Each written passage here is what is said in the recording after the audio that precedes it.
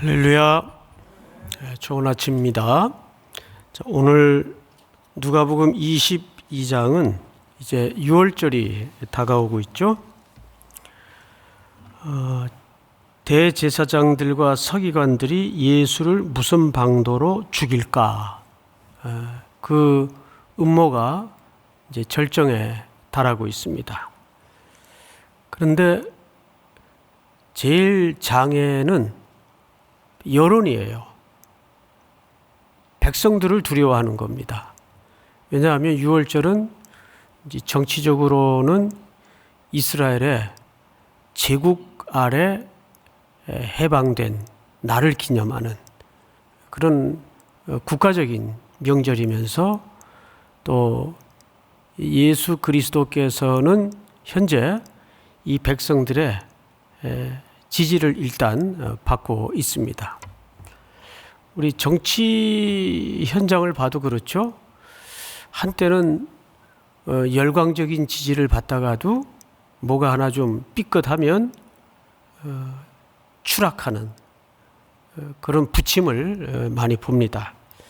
근데 어쨌든 현재는 예수님이 백성들의 열화와 같은 기대, 저분이야말로 우리의 빵의 문제와 또 정치적인 억압, 군사적인 통치로부터, 제국의 통치로부터 구원해 줄 메시아일지도 모른다 라는 기대를 한 몸에 받고 그 여론을 종교 지도자들과 정치꾼들은 두려워했던 거죠.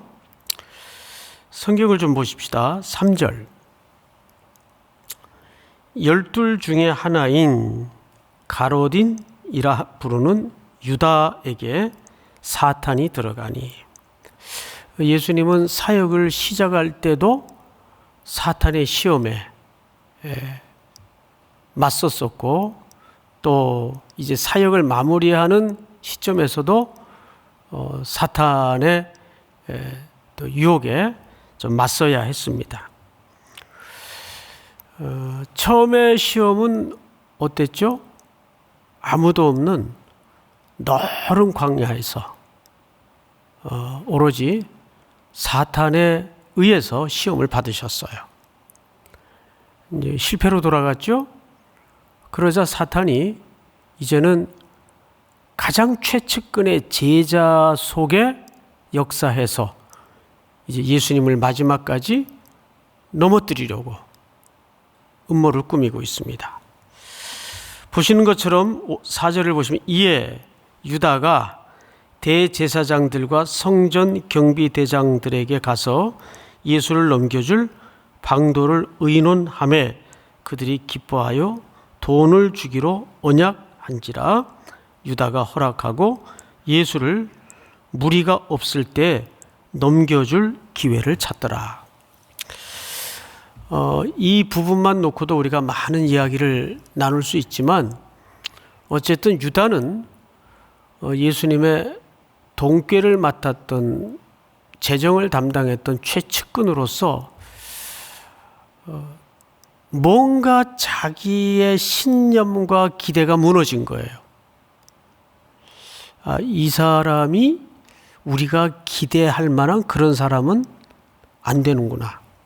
그러니까 유다가 꿈꾸었던 나라, 유다가 꿈꾸었던 이상은 스승이신 예수 그리스도께서 추구하고 꿈꾸었던 나라와는 내면적인 깊은 간격이 있었던 거죠.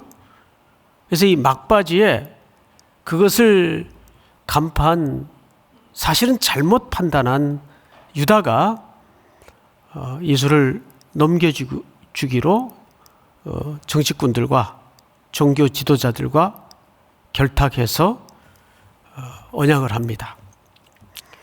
그런데 일관되게 예수님은 그 사탄의 시험과 백성들의 열화와 같은 지지, 종교 지도자들의 음모, 유다의 배반, 이 혼란한 시간에 그걸 묵묵히 뚫어내면서 예수님은 이제 죽을 준비를 하십니다.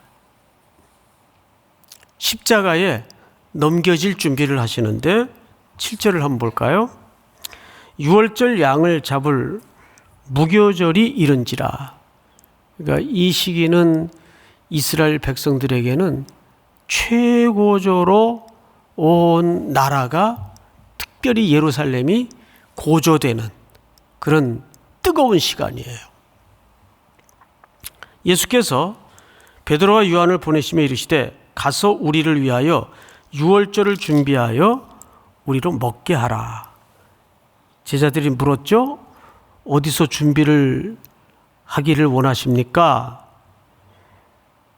이르시되 보라, 너희가 성내로 들어가면 물 한 동이를 가지고 가는 누구를 만나죠? 사람을 만나리니. 그렇게 돼 있어요. 사람을 만나리니. 근데 이 사람이라는 말이 여잔지 남잔지 우리 말 표현으로 봐서는 구분이 쉽질 않아요. 근데 정확하게 남성 명사입니다. 남자입니다. 남자면 유대 사회에서 이 그림은 무척 어색한 그림이 되는 거예요. 요한복음에도 보면 물 길르러 나왔던 사람이 누구죠? 여인이고 그 당시에는 주로 여자들이 물을 길러서 이고 지고 다니곤 했습니다. 근데 물동이를 이고 가는 남자를 만날 것이다. 예수님이 그렇게 말씀하신 거예요. 그러면 예수님은 어떻게 남자가 물동이를 이고 갈 줄을 아셨을까? 그리고 지금 유월절 지낼 장소를 구해야 되는데 이 남자가 발견되면 따라서 그 집으로 들어가라. 이 장소까지 사실은 포함해서 말씀하고 있는 겁니다. 근데 딱히 이 부분에 대해서 사복음서 기자가 어떤 주석을 달지 않지만 우리가 이 유대 사회에 이 당시 누구나 이 문장이나 이 내용을 읽으면 알 수 있는 통념이라는 게 있어요. 그걸 보통 사회적 통념이라 그러죠.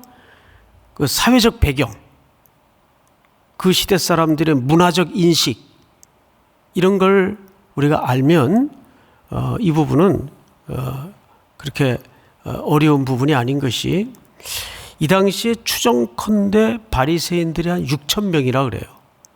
바리새인들의 숫자가. 핵심 구성원들을 얘기하겠죠. 그리고 그 중에서 에세네파 사람들이 광야에서 생활하는 사람만 한 4천 명.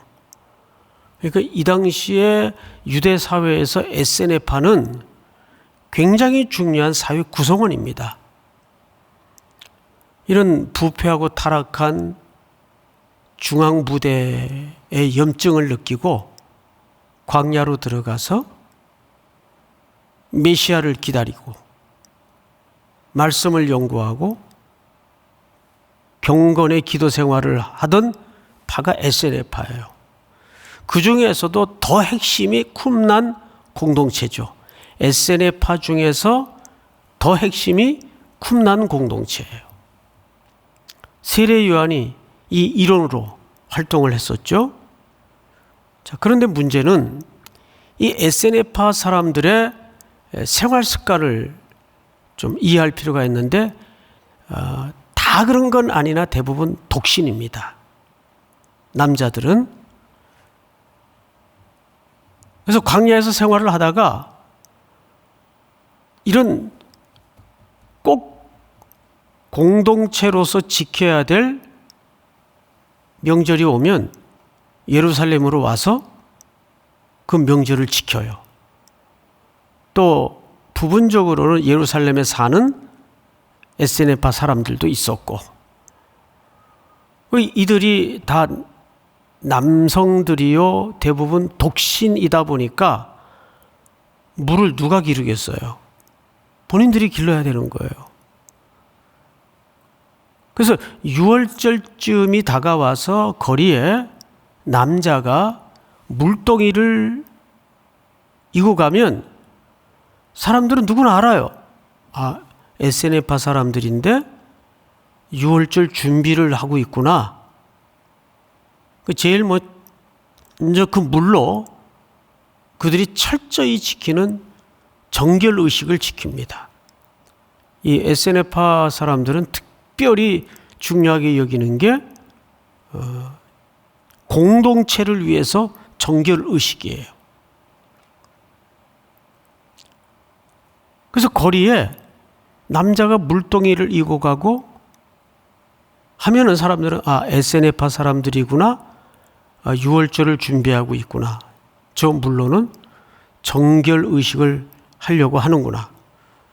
우리도 요즘 그런 풍경이 점점 사라지지만 한 11월 정도 되면 배추를 실은 트럭이 골목마다 집 앞에 다 배추를 내려놔요. 그러면 정말 김장철이 다가왔구나. 그 사람들이 다 알았잖아요. 그렇듯이 거리에 이런 풍경을 보면 대번에 알아요. 그러니까 예수님은 그 물동이를 지고 가는 남자는 틀림없이 SNF파 사람일 것이고, 그 사람들이 들어가는 집은 지금 유월절을 함께 공동체로 보내기 위해서 준비하고 있는 집일 것이다. 이건 누구나 알 수 있는 문제예요. 예수님이 무슨 초능력적으로 이걸 지금 말씀하시는 게 아닙니다. 자, 그러면 오늘 본문을 좀 보십시다. 11절 같이 한번 읽어볼까요? 시작. 그 집 주인에게 이르되 선생님이 내게 하는 말씀이 내가 내 제자들과 함께 유월절을 먹을 객실이 어디 있느냐 하시더라 하라. 네, 이들도 유월절을 준비하고 있지만 예수님도 지금 마지막 유월절을 준비하기 위해서 이런 지시를 하신 겁니다. 12절 그리하면 그가 자리를 마련한 큰 다락방을 보이리니 거기서 준비하라 하시니 그들이 나아가 그 하신 말씀대로 만나 유월절을 준비하니라. 여기서 그 유월절의 특징이 뭐냐면, 유월절은 무교절과 별개의 절기가 아니고 유월절 날을 시작으로 해서 뭐가 시작되죠?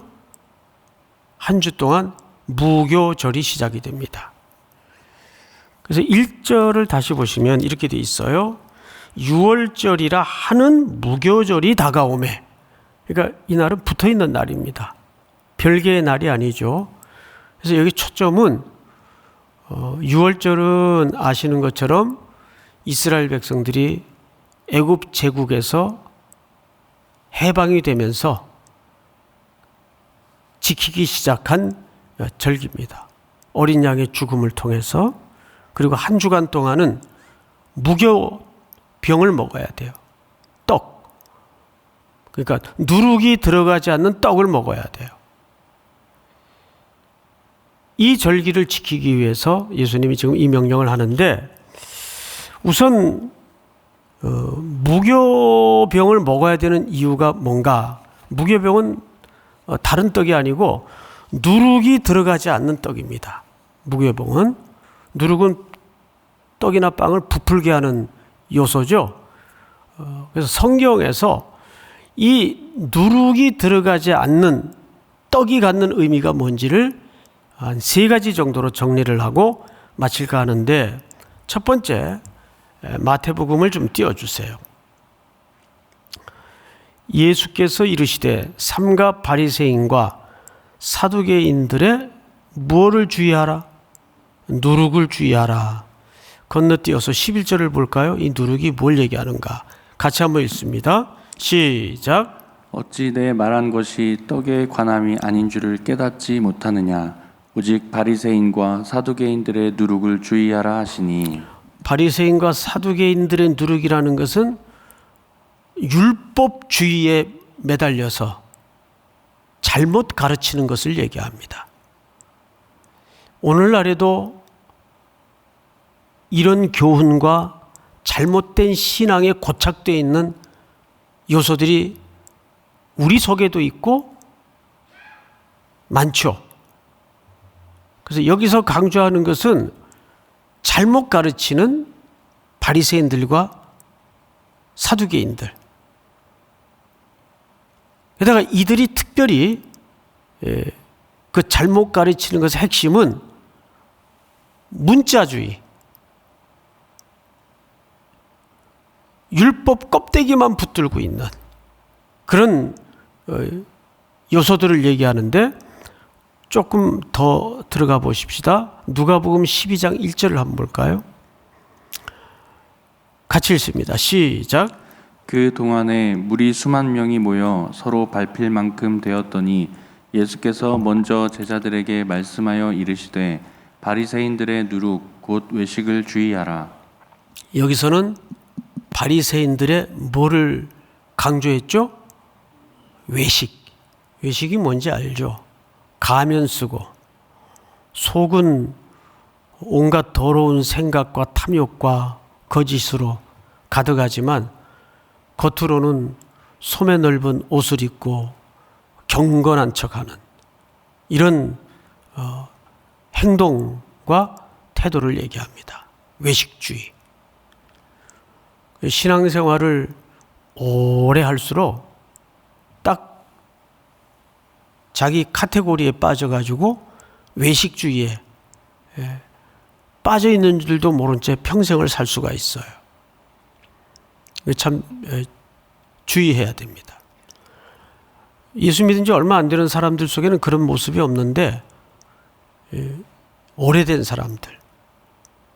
세 번째 볼까요? 세 번째 본문 다음 절을 한번 좀 띄워주실까요? 네, 다 같이 한번 읽겠습니다. 시작. 너희가 자랑하는 것이 옳지 아니하도다. 적은 누룩이 온 덩어리에 퍼지는 것을 알지 못하느냐. 7절. 너희는 누룩 없는 자인데 새덩어리가 되기 위하여 묵은 누룩을 내버리라. 우리의 유월절 양 곧 그리스도께서 희생되셨느니라. 8절 같이 보죠. 시작. 이러므로 우리가 명절을 지키되 묵은 누룩으로도 말고 악하고 악의에 찬 누룩으로도 말고 누룩이 없이 오직 순전함과 진실함의 떡으로 하자. 자, 이 말은 음행을 얘기합니다. 고린도 교회 안에 잘못 이해를 가지고 끼어든 음행함을 얘기합니다. 그러니까 누룩은 성경에서 잘못된 가르침, 잘못된 영향력이 열매가 맺어지겠죠. 두 번째는 외식, 그리고 음행. 이런 것들을 예수님께서 끊임없이 종교 권력자들이나 지도자들에게 경고하고 있습니다. 특별히 이 마지막 유월절에도 예수님은 그 유월절을 지키면서 또 무교절을 함께 보내기 위해 자신의 생애에 다가오는 죽음의 시간을 지금 맞이하고 있다는 거죠. 자, 그런데 우리는 여기서 한 가지 중요한 결론을 맺어야 될 것 같아요. 이 마지막 유월절이 누구의 집에서 지금 진행되고 있었어요? SNF파. 사람들의 집에서 이 유월절이 지켜지고 진행되고 있었습니다. 이 사람들은 이렇게 시대가 어지럽고 답이 없고 절망스러운 상황 속에서도 성경의 가르침을 붙잡고 오실 메시아를 공동체를 이루어서 기다리고 있던 사람들이에요. 오늘 이 말씀 속에 담아진 깊은 교훈이 또 이 새벽을 깨운 우리 이 자리에 함께 하신 성도님들과 또 온라인으로 예배하는 모든 성도님들 이해 속에 다시 한번 깊이 적용되어지고 묵상되어지는 은혜가 있기를 축복합니다. 우리 다 같이 기도하겠습니다. 오늘 금요일이죠. 또 금요일에도 우리가 어느 때보다도 기도가 많이 필요한 시기인데 기도를 위해 이 기도 제목을 놓고 여러분들이 가지고 나온 제목과 오늘 금요 기도회를 위해서 한번 같이 소리내어 통성으로 기도합니다. 사랑하시는 하나님 아버지 감사합니다. 복된 아침 주의 말씀 앞에 우리를 불러 세워주시고 하나님의 선한 은혜의